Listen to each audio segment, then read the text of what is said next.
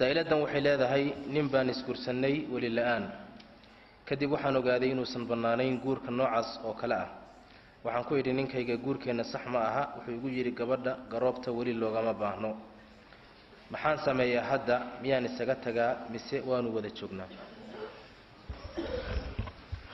ninkaasi gabadha garoobka wali loogama baahna warkiisaasi sax ma waan in la qiil baxayo garoobka iyo gabadhu marka la guulinayo labaduba sharti waxa uu ah in waligoodu guuriyo umumka ahadiista nabiga kala qaadin baa ku tusaysa rasuulkeena sallallahu alayhi wasallam wuxuu yiri la nikaaha illa bi waliyin guur ma jiro wali la'aana xadiidka Abu Muusa Ahmad iyo arbacada wariyay xadiidkaasi ma kala qaadin gabadh iyo garoob guur wali la'aana ma jiro rasuulku sallallahu alayhi wasallam mana kala qaadin sidoo kale xadiidka Aisha ay tiri nabigu wuxuu sallallahu alayhi wasallam ayyuma imra'atin nakahat bighayri idni walikiha fa nikahuha batilun batilun batil haweeney kasto guursato wali la'aan guurkeedu wax jira maaha guurkeedu wax jira maaha guurkeedu wax jira maaha ayyuma imra'atin haweeney kasta Soomaaliyeed waa umum maxaa soo galaya waxa soo galaysa garoobkii iyo gabadhiiba umumka xadiiska waa soo galaya wax ka reebayo dhahayo garoobtu iyada iskale hawsheeda ma jirto oo iyada isguurin karto oo wilaayadeeda haysatay waa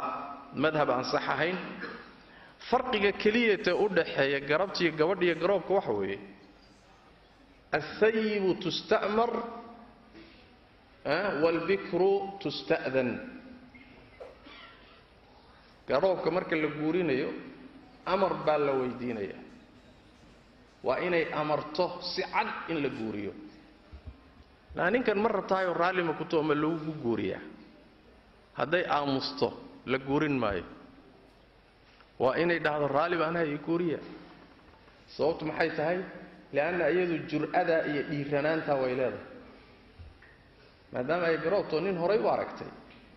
guuriya inay tiraado ka xishoon mayso ninka waan rabaa inay tiraadan ka xishoon mayso saas daraadeed waa inay warkeeda cadayso amar bixiso laakiin gabadha ayada tusta'dan idan baa la weydiinaya wa idnuha sumatuha idankeeduna waa inay aamusto marka la yiraahdo ninkan ma rabta ma lagu guuriyaa raali ma tahay haday ooydo iskaba aamustaba xal sameeyna shibba laga soo saari waayo waa la guurinayaa sababtu maxay tahay laana asal waxa weyn ay xishooto kelimadaaba inay ka soo baxdaba inay kari weeydo saas daraadeed aamuskeedu waa ogolaansho tan garoobkaas laga yeeli maayo aamuskeedu ogolaansho ma waa inay amar cad bixiso farqiga u dhaxaysa gabadha iyo garoobka waa intaa laakiin labadooduba waa ka siman yihiin wali la'aan lama guurin karo mana guursan kara xadiiska nabiga sallallahu alayhi wasallam macnahaas tilmaamaysa وانا مذهب جمهور اهل العلم وهي علماء بدن كود ساسي قبان اما سين يلا هدا غوركاسي ما صحسنه غورك صحدا ولي لا خريره او غور صح اس غورسده والله اعلم